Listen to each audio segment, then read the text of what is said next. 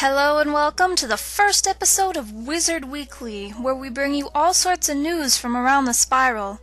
We've got all sorts of good stuff for you today in the megabytes, so onwards with the news. Credit card challenged wizards will be happy to know that Wizard101 now takes PayPal as a payment source. Wizards that pay for a subscription via PayPal appear to have all the perks and amenities that wizards who subscribe with cards have, while wizards who buy crowns have all the perks crown users have. Professor Greyrose stopped in last week to warn us about an ongoing scam where witches and wizards would receive phony emails from someone posing as a King's Isle representative. The malicious email appears to come from Kronberger or Motive Interactive and should be disregarded or forwarded to King's Isle staff via email to community@wizard101.com. So you remember how you fought your way through Grizzleheim, you met up with the king, and he never really had anything for you, he was just like, "Hey, what's up?" Well, our bear friends will be making a comeback in the new expansion, Winter Tusk, where we'll be able to complete the epic storyline that began in Grizzleheim. It appears that Grandmother Raven, sister of Bartleby, will have a heavy part to play in this epic side-world adventure, though it's too soon to tell whether she's on our side or not. You will have to finish Grizzleheim in order to enjoy Winter Tusk, so if you haven't gotten out there and completed it yet, now's the time to do so. The Winter Tusk expansion isn't just a new playscape, though. Legendary wizards have some new spells to look forward to, as well as some new level 58 pets. Legendary wizards aren't going to be having all the fun, though, as Crab Alley is returned for lower-level wizards. While Selena Gomez is no longer there, King Crab went on tour with her and has come back reformed man crustacean thing. All in all, this upcoming expansion sounds like it's going to be a blast, though unlike the Celestia release, instead of stringing us on with hints, teasers, and puzzles, King's Isle seems to have the lid pretty tight on this project as of right now, making the countdown to its release even more suspenseful. On to our big story! It appears a whole bunch of mounts broke free from the Wizard101 holding pens and 15 Starshine ponies managed to find their way to Wizard101 Central.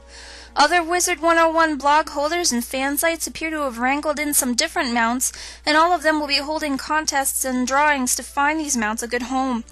To check out the various mount contests, click on one of the links in the description below. Moving right along to the Power Pip, apparently pranks between girls and boys' dormitories have escalated to an all-time high. From pink dye in the boys' laundry to a gobbler let rampant in the girls' lounge. The guys and girls will be settling this feud the old-fashioned way, in the arenas. Sign-ups for this match will be opening today, Friday, April the 1st, and cost 20 forum gold. Make sure you stop by the PvP forums to check it out, and tune in next week for the results from the legendary 3v3 and 4v4 finals. It's time for Better Homes and Gardens. Today we'll be showcasing the house of Aaliyah Earthsinger, Mistress of Glitching. Aaliyah's house is the massive, crafted Grizzleheim house.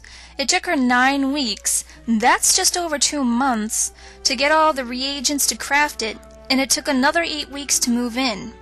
Her amazing glitching prowess is visible right as you enter her home with a custom spiral door. As you explore her house, you can really see all the tender love and care put into it, from a beautiful living chapel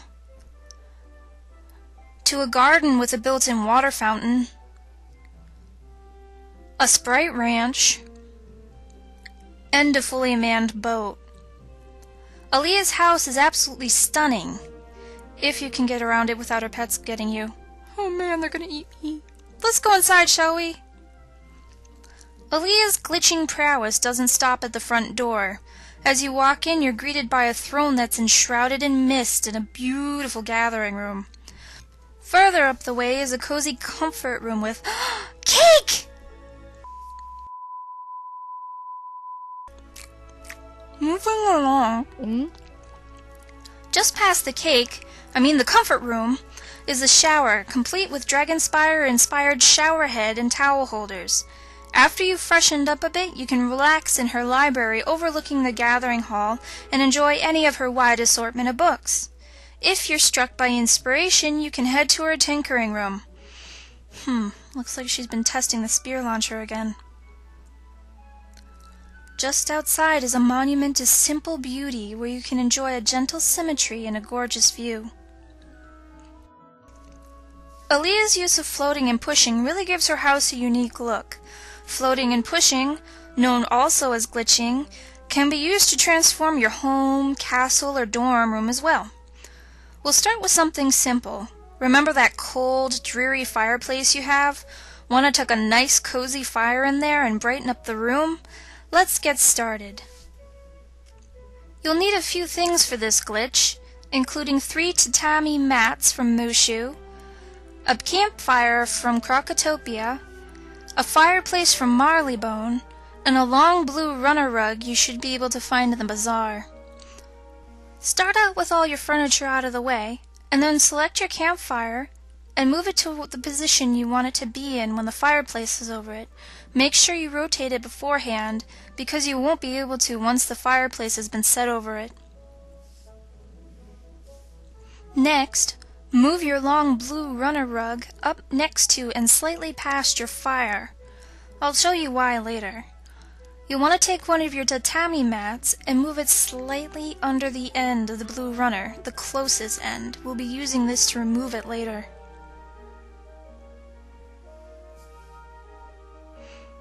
You'll want to layer your tatami mats just so the edges are touching. I'm just going to move mine right up next to the fireplace using the first one, the closest one to it. There we go.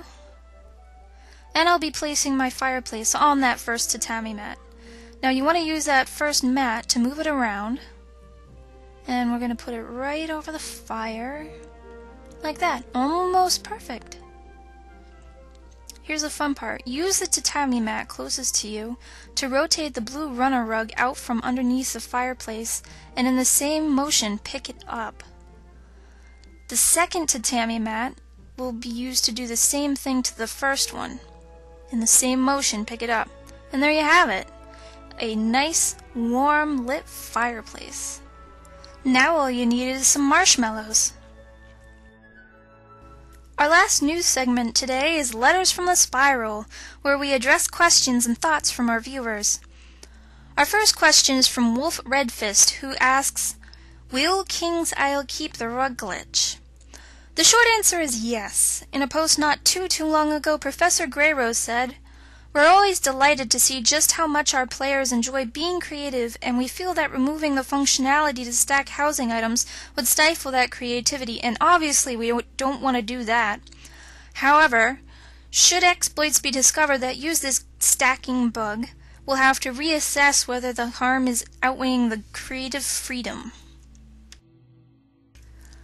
Danny B2K writes in to ask, will the point system for low-level PvP be fair?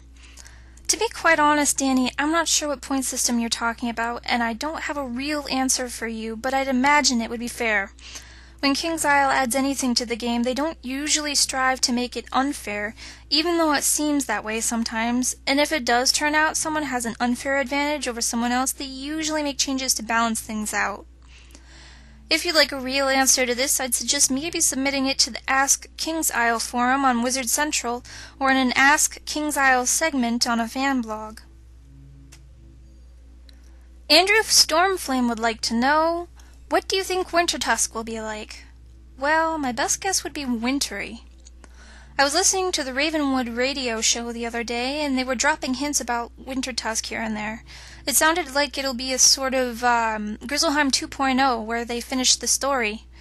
Everything I've read about so far seems to indicate this particular world is drenched in story lore, and I love that. I'm excited to finally meet Grandma Raven, even if she isn't on our side. Storyblood asks, what do you think King's Isle will do with the percent-based system when the next level cap comes out? Well, first of all, that's a great question. Honestly, I'm not even sure King's Isle knows what they're going to do with the percent-based system when the level cap is raised again. They've slightly lowered our chances of getting power pips, and they've upped our fizzle rates at higher levels, so certain worlds are presented as a proper challenge. However, they can only get away with that for so long. Another solution we may see in the future is a scale and percentage worth at certain levels. So, say, 25 attack power at level 60 would have a higher percentage value than it would at 70. Since this system is confusing and we're playing a kids game, it may not be the best one, but we've seen it work in other equally prosperous MMOs, and I personally think it would be the best solution to percent-based system we've got now, especially in regards to critical and block. That's it for this week's Wizard Weekly. Please thumbs up if you like it and subscribe for more wizardly goodness. Don't forget to listen in on the March 30th Ravenwood radio show and occasionally peek in on your favorite blog or fan site for even more information. See you next time!